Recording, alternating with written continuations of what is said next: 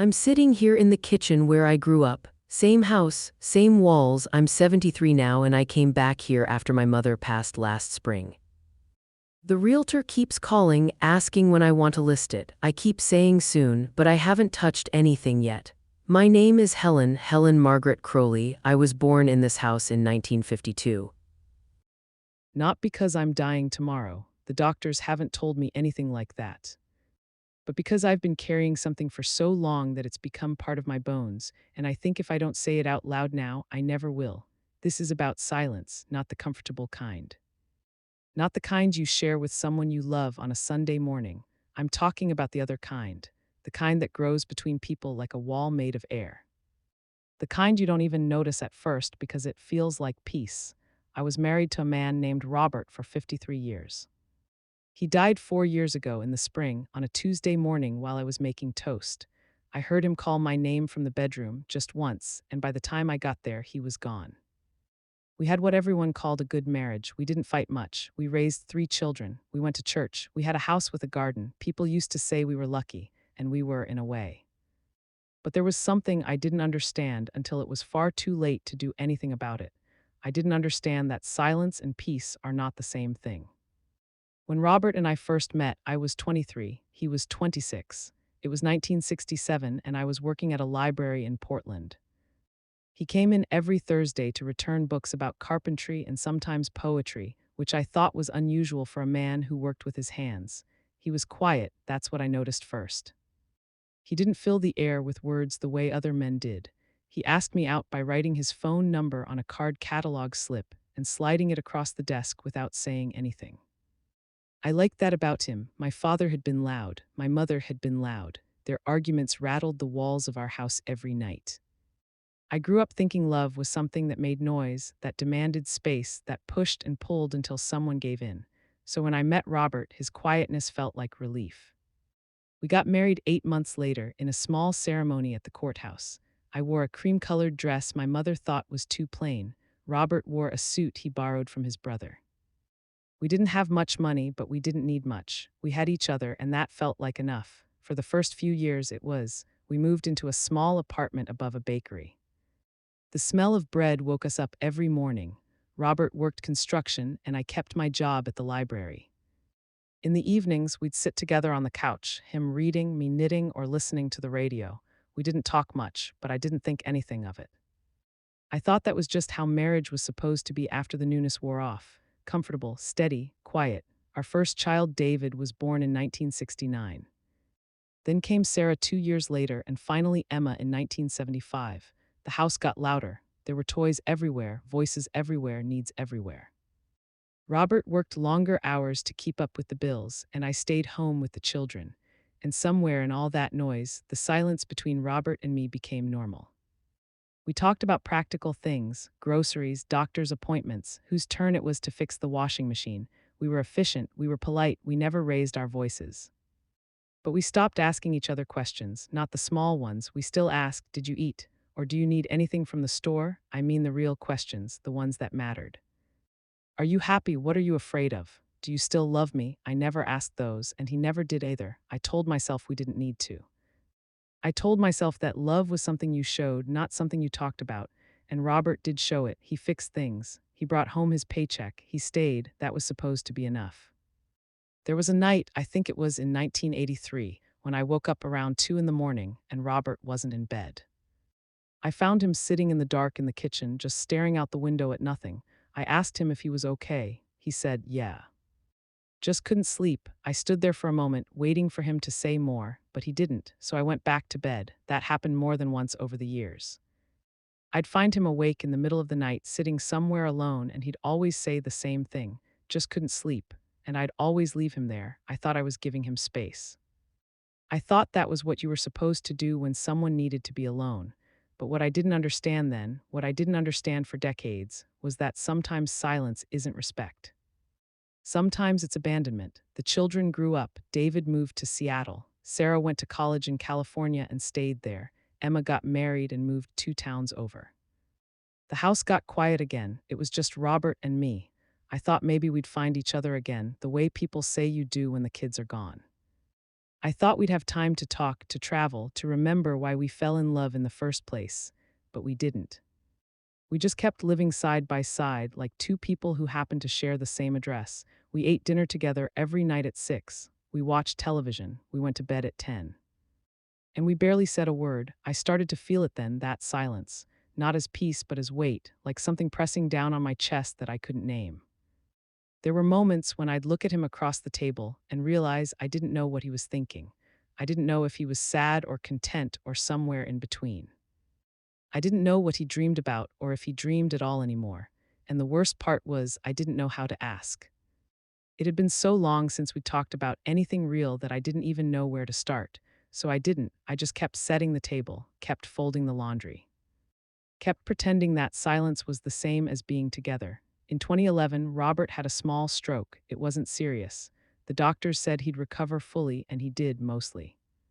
But for a few days, he couldn't speak. His words wouldn't come out right. He'd try to say something, and it would come out jumbled, frustrated, lost. I sat by his hospital bed and held his hand, and I watched him struggle to tell me something. His eyes were desperate. He kept trying over and over, but the words wouldn't form. And I realized sitting there that I had no idea what he wanted to say. Not just in that moment. I mean, in general, I didn't know what was inside him. I didn't know what he'd been carrying all those years. I didn't know if he was happy or lonely or somewhere far away that I couldn't reach, because I'd never asked. And now, suddenly, he couldn't tell me even if I did. He got better. His speech came back, but something shifted in me during those days. I started to notice the silence differently. I started to feel how vast it was. I tried to ask him things, small things at first. What did you think about today? Do you ever miss the kids being little? Are you glad we stayed in this house? But Robert wasn't used to those kinds of questions. He'd look at me like I'd asked him something in another language. He'd shrug or say, I don't know, or change the subject. And I didn't push. I thought maybe it was too late. I thought maybe we'd gone so long without talking that we didn't know how anymore. So I let it go. We went back to our routine, dinner at 6, television, bed at 10. And the silence settled back in, heavier than before. There was one night, maybe 2 years before he died, when we were sitting on the porch. It was summer. The air was warm. The cicadas were loud. We were just sitting there, not saying anything, and I felt this sudden, overwhelming urge to reach over and take his hand, not because I needed comfort, but because I wanted to know if he'd hold it back. I didn't do it. I don't know why. Maybe I was afraid he wouldn't. Maybe I was afraid of what it would mean if he did, so I just sat there. And he sat there, and the cicadas filled the air with sound, and we stayed silent. I think about that night a lot now. I think about how easy it would have been. How little it would have cost me to just reach out, but I didn't, and now I can't. When Robert died, it happened so fast that I didn't get to say goodbye. One moment he was there calling my name, and the next he was gone. The house was full of people for a while after that. The kids came home. Friends brought casseroles. The phone kept ringing. But eventually, everyone left, and I was alone. For the first time in 53 years, I was truly alone, and the silence was unbearable, not because it was quiet, but because it was complete. There was no one left to not talk to. I started going through his things a few months later, slowly. I couldn't do it all at once. I found a box in the garage, tucked behind some old paint cans. It was full of letters, not letters he'd sent, letters he'd written and never sent. Some were addressed to me, some to the kids, some to people I didn't recognize. I sat on the garage floor and read every single one, and I learned more about my husband in those 2 hours than I had in 53 years of marriage. He wrote about being afraid, about feeling like he wasn't good enough, about wanting to say things but not knowing how, about loving us so much it hurt but not having the words. He wrote about sitting in the kitchen at night, trying to figure out how to tell me he was lonely even though I was right there. He wrote about wishing he'd been braver. I cried so hard I thought I might break, not because he was gone, but because he'd been gone long before he died, and I'd let him be. I don't know why I'm telling you this. Maybe because I see it everywhere now. I see couples sitting in restaurants, staring at their phones instead of each other. I see people living in the same house, sleeping in the same bed, and never really seeing each other. I see the same silence I lived in for so long, and I want to tell them. I want to say, don't wait. Don't assume you have time. Don't let silence become the language of your love. But I know they wouldn't listen, because I wouldn't have either. I thought silence was safe. I thought it meant we were past the hard parts, the messy parts, the parts where you had to risk being hurt or misunderstood. I thought it meant we were solid, but silence isn't safety. It's slow disappearance. It's two people standing in the same room, breathing the same air, and becoming strangers.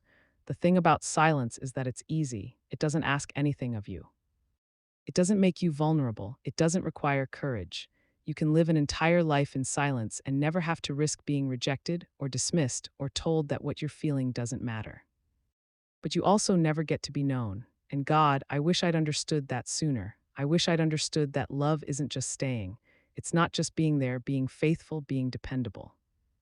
Love is asking, it's saying, I see you, I want to know you, tell me what you're carrying. It's reaching across the table, across the bed, across the silence, and saying, are you okay? Really okay, and then listening, not fixing, not solving, just listening. I didn't do that. I thought I was being respectful. I thought I was giving Robert space, letting him be who he was, not pushing him to be someone he wasn't. But what I was really doing was protecting myself. Because asking meant risking an answer I didn't want to hear. It meant finding out that maybe he wasn't happy, maybe I wasn't enough. Maybe we'd built something that looked like a marriage but felt like loneliness.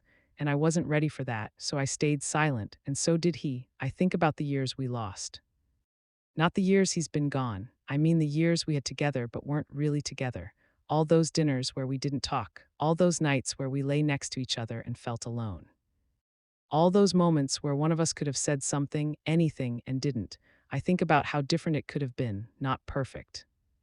I'm not naive enough to think that talking would have fixed everything, but maybe it would have made us feel less alone. Maybe it would have let us carry things together instead of separately. Maybe I would have known him, really known him, not just the man who fixed the sink and mowed the lawn and showed up every day, but the man who was afraid, who dreamed, who wanted things he didn't know how to ask for. I would have liked to know that man. After I found the letters, I started writing back to him. I know that sounds strange, he's dead.